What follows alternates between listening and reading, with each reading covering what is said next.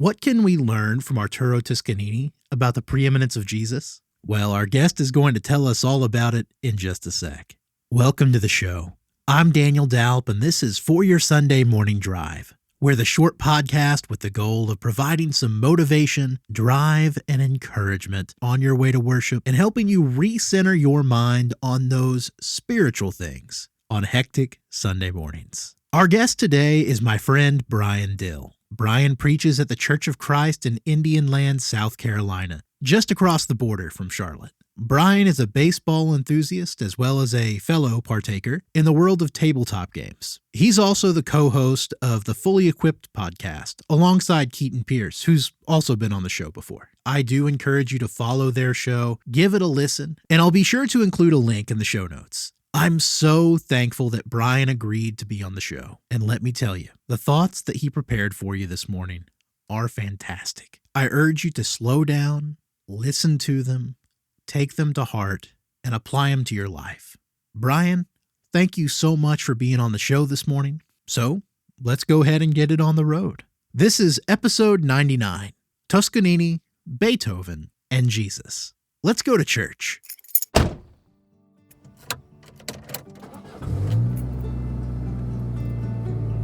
Are we there yet?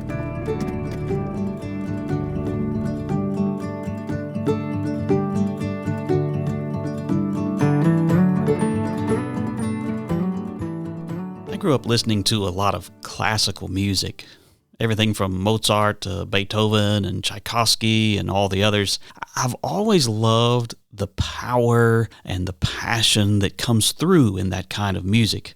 But I came across a story a few years ago that really stuck with me. It's about Arturo Toscanini, the Italian conductor. He was one of the most acclaimed musicians of the late 19th and early 20th centuries. At different times in his life, he was the music director of the Metropolitan Opera in New York City. He was the conductor for the New York Philharmonic Orchestra. But in 1937, Toscanini was named the very first music director of the NBC Symphony Orchestra. And this led to him being more of a household name in America. And even though I would say most are not very familiar with that name today, he was a giant in the industry. There's a story of a time when he directed an orchestra that performed Beethoven's Ninth Symphony. And this is a symphony that is widely considered one of the greatest symphonies ever composed, if not one of the greatest pieces of music ever written. In fact, a portion of it is the tune to the song that we sing, "Joyful, Joyful, We Adore Thee."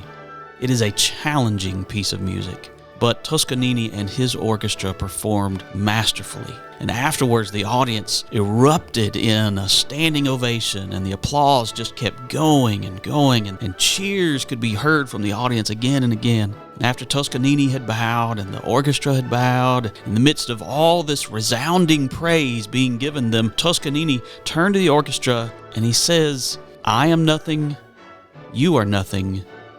Beethoven is everything." Now, this was not meant to deny the incredible talent of the musicians. They were professionals. They were some of the very best in the world at what they do. However, Toscanini was reminding them that they were merely the vessels through which the incredible talent of Beethoven was expressed. Without the genius of Beethoven, they would have been left without something incredible to play, and Toscanini would have been left without something so spectacular to conduct. I'm often reminded of this moment in Toscanini's life on Sunday mornings specifically, because we live in a culture that encourages us to think of ourselves as the center of the universe. What you want is what matters most. And if you don't get it your way, or if there's something that doesn't meet your standards, it's time to talk to the manager, right? And since that's such an easy and common approach to many other parts of life, it's really hard not to let that mindset slip into the way we approach Sunday mornings. If the songs aren't my favorites, or if the preacher's too long, or the preacher's too short, or too dry, or I don't think the lesson applies to me, or if the temperature in the room isn't just right, then I'm going to complain. And maybe at first I only complain to my immediate family, or maybe if it happens enough, I'll complain to other church members or the elders, or if it isn't fixed, I might just go somewhere else. But this is a very unhealthy way of thinking about Sunday mornings, or any other time we're with our church family. We would do well to remember the word that Paul wrote in Colossians 1 about Jesus. By him, all things were created in heaven and on earth, visible and invisible, whether thrones or dominions or rulers or authorities, all things were created through him and for him. And he is before all things, and in him all things hold together. And he is the head of the body, the church. He is the beginning, the firstborn from the dead, that in everything he might be preeminent.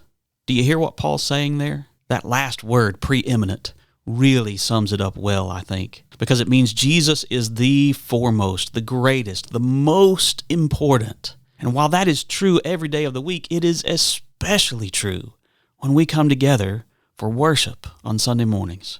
The encouragement that I get, the fellowship that I get to enjoy, these kinds of things are a distant second to the main reason we are here. Jesus is the reason we even have these opportunities. So to borrow from and I think improve on what Arturo Toscanini said, I am nothing, you are nothing, Jesus is everything. Not that you are without value, not that we have nothing to contribute to this world, but like those musicians, we are merely the vessels through which God's glory and power is expressed. Without Jesus Christ, this life would be severely lacking in significance. So remember why you're here on Sunday morning. It's about our loving, compassionate God who has blessed us beyond our comprehension. Let's focus on that today. Bryan has shared some great thoughts with us this morning. Now it's time to hear yours. And don't forget, you can always share your responses to the discussion questions each week right on our website at foryoursundaymorningdrive.com.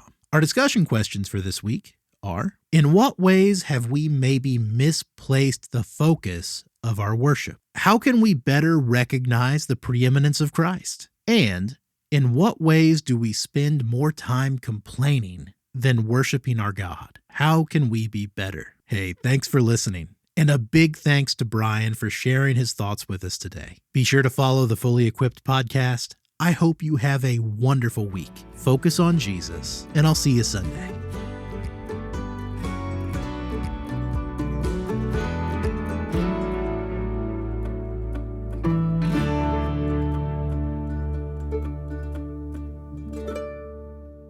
We're here.